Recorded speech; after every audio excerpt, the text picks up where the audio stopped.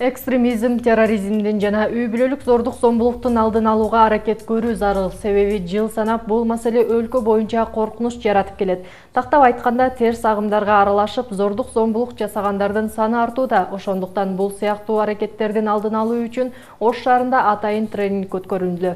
Юстиция министрлигинин алдындагы пробация департаменти уюштурган иш-чарадан кененирээк кийинки материалда сөз болот.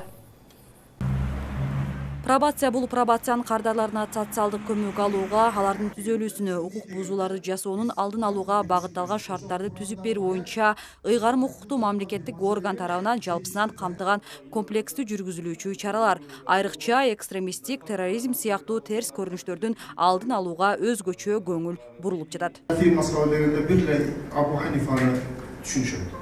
Бир эле ошол Имам Азам деген алымды түшүнүшөт. Учурда экстремисттик мүнөздөгү анча оор эмес иштер боюнча соттолгон 138 жаран пробация органдарында каттоодо турат. Пробация департаменти негизинен мамлекеттин коопсуздугун, анын ичинде терс агымдарга туш болгон жарандарды түзөө, кайра социалдаштыруу үчүн шарттарды түзөт. Бүгүн экстремизм, терроризмдин жана үй бүлөлүк зордук зомбулуктун алдын алуу боюнча пробация кызматкерлерине тренинг өткөрүштү. Өзүнчө спецификасы бар да, ушундай кардалар менен иштегендерге өзүнчө спецификасы бар.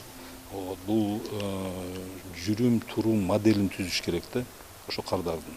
Себеби аны түзбөсө мындай адис айтып бербесе, көрсөтүп бербесе, аны биздин сотрудник, биздин кызматкер аны жасай албайт да. Орусча айтканда это требует особых знаний. Жыйынтыктар экинчи жолу рецидив деп коет, экинчи жолу жасабаш үчүн, экинчи жолу кылмышка барбаш үчүн ошондой болуп атат да. Ошо результат ошо экинчи жолу рецидив жасабаса, ошо биздин результатыбыз. Пробация департаментинин мындай иш-аракети учурдун талабы болууда. Анткени айрыкча облус аймактарында экстремизм, терроризмге азгырылгандар арбын. Алсак Оштун Араван району статистика боюнча алдыда 16 жаран экстремизм боюнча соттолуп чыккан. Мен айтып кетким келет, 2019 эле именно ошол экстремизм менен соттолгондор 6 киши болчу. Азыркы учурда уже 16.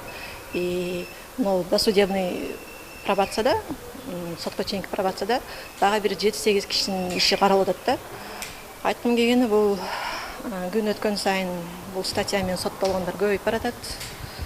Буюрса ушул жерден билим алып туруп, анан уже дальше ошол экстремизм менен соттолгон жарандар менен иштегенге аракет кылабыз.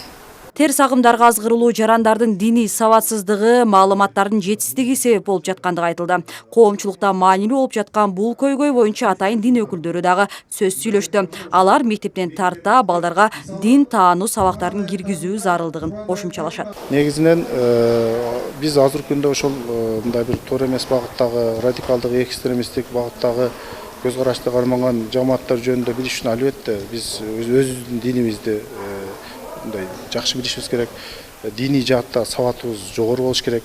Исламдын негизги булагы бул Куран жана ошондой эле пайгамбардын хадистери жана андан кийинки жазылган көптөгөн китептер бар. Мына ошолор жөнүндө дагы маалымат болуш керек да. Үй бүлөлүк зордук зомбулук, экстремизм, терроризмге каршы туруктуулукту жогорулатууга багытталган иш-аракеттер дагы уланат. Май айында Ысык көл облусунун Каракол шаарында да ушундай эле жыйын өткөрүлмөкчү. Нуржамал Баргыбаева, Арстан Алмаз уулу, Ынтымак.